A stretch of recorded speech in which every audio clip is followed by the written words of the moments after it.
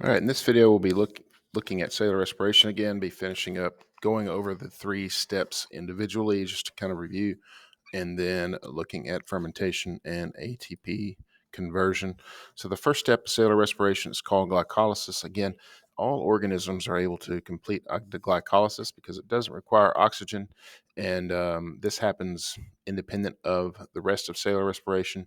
And so the product of this could either go through cellular respiration if there's oxygen present, or go through fermentation if there's no oxygen present. And the big idea here with glycolysis is you start with a glucose. Remember, glucose was made in cellular respiration, and you're going to make some ATP and you're going to make some NADH. NADH are electron carriers. Those will be headed to the Krebs cycle. The ATP can go off and do any number of cellular processes. And at the end of this reaction, you're going to have 2 pyruvate molecules, which are both 3 carbon molecules, as you can see here. So glucose, which is a 6 carbon molecule, is essentially split in half. And the loose electrons and phosphates are taken out of that through a process of enzymatic reactions. Remember, we've talked about that reaction pathway idea, and there are several reactions in this pathway, but this is a very shortened picture of that. You don't need to understand all those pathways. That would be, we'll save that if you're going to go to med school or something like that. But for this class, it's not all that important. And so at this next step is called pyruvate oxidation. So here's our pyruvate. This was created in glycolysis. This is the cytoplasm where glycolysis takes place. And so the first step of this process, or the first step of cellular respiration, it after glycolysis, is this. If there's oxygen present, this process is going to occur. And what happens is basically this pyruvate is actively transported into the mitochondria. And when that occurs, pyruvate is oxidized. So again, when something is oxidized, it's donating electrons. The NADH is going to come and pick those electrons up. And because of this process, a CO2 is going to be given off. Now, CO2 has 1 carbon in it. This pyruvate has 3. And so one of those carbons is going to be given up as a CO2, which you can see here. And so what you have left is a 2 carbon molecule called acetyl. And acetyl then is picked up and accompanied by this enzyme called coenzyme A. And so you'll oftentimes see this grouping called acetyl-CoA, because you have your CoA group here, you have your acetyl here, and they make a nice little pair. And what's going to do is this acetyl-CoA, or this CoA, is going to drop off that acetyl into the Krebs cycle. That's the big idea.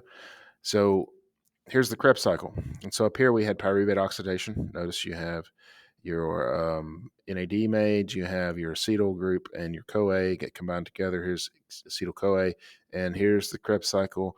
And this little dude right here is just flummoxed. That's what that expression is flummoxed.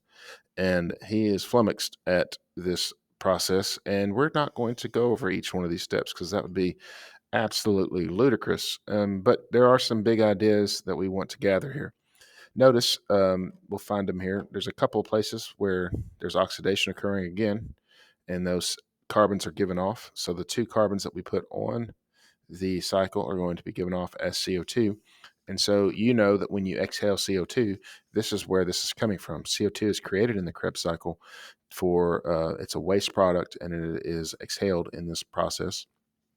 And the big thing that is being made here over and over are electron carriers, NADH, and there's also an FADH2 that is made that is hiding in this picture. I'm sure that he was just a little bit flummoxed as well. And so there's also an ATP that is made down here. This says GTP, but it's kind of the same thing. So that an ATP is made, just one, but the big idea is these. Oh, here's our ATP up here. Big idea is that this NADH is made and the FADH2 is made, those electron carriers, which are going to be worth a lot of ATP. And just to note, this Krebs cycle is going to happen twice for each glucose molecule because there's 2 pyruvates that were made in glycolysis. Here's a big picture. Here's your pyruvate oxidation. Acetyl-CoA jumps on the Krebs cycle. CO2 is given off. NADH is made. ATP is made. And there's our FADH2 come out of hiding, no longer flummoxed. See, because this is a lot more simple. All right. And so here's the electron transport train again. You have the NADH and FADH2. They are dropping off their electrons in order to power these proton pumps. And those electrons, high energy electrons, go through a series of redox reactions, or oxidation reduction reactions, which power these pumps to create a proton gradient here to diffuse across this ATP synthase, which causes it to spin around. And that mechanical energy is then transferred into chemical energy so that this ADP can have a phosphate added to it to create ATP, which is the cell's energy currency. Really big idea. Oxygen is necessary in order to do this reaction because oxygen is going to accept these electrons here at the final stage and then combine with those electrons and some local protons to create water, which is the second product of this reaction. You know this because when you exhale, there is water in that exhale. It's there. All right. Another thing just to note, NADH so is going to power 3 pumps. And so each one of those protons are going to go across, and that's going to create 3 ATP. So each NADH that was created in this process is worth 3 ATP. FADH2 is only going to power 2 pumps. Notice it gets on a little later, and so each FADH2 created in this process is going to be worth about 2 ATP.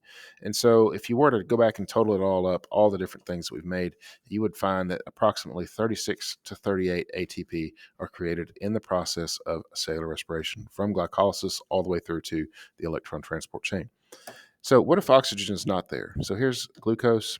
We just did this. We had pyruvate. We did pyruvate oxidation. We did Krebs cycle. We did ETC somewhere over here.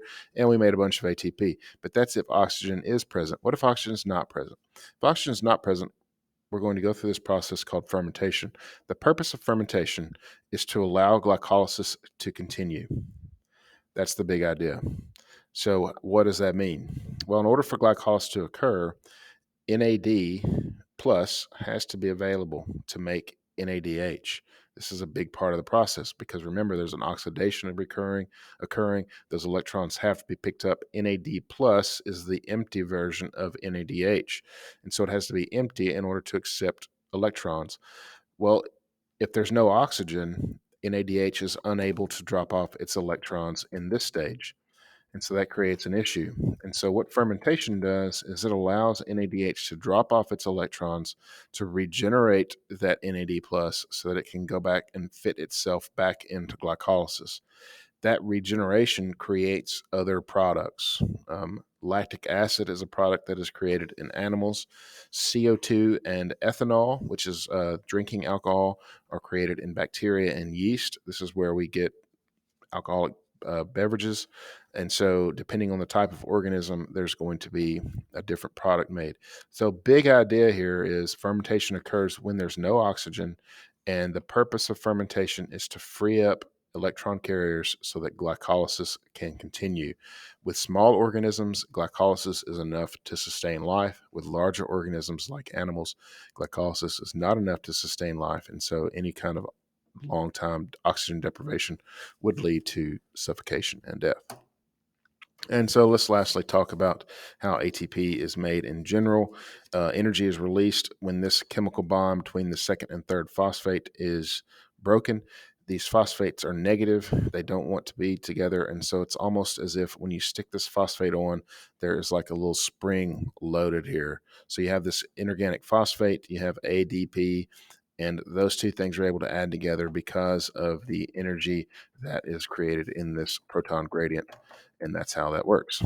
And then where does this energy input come from? Ultimately, it comes from the food that we eat, or if you're a plant, it comes from you sitting out in the sun. And so that ATP then is able to do some sort of cellular work. That's what this negative delta G represents. You don't need to know what delta G is. You just need to know that that is a use of free energy, some sort of energy transfer. Could be muscle contractions, could be any sort of thing.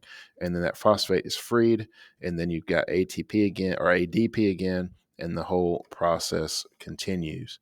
And so that energy that is released or that is stored here is then released here in order to do some sort of cellular process.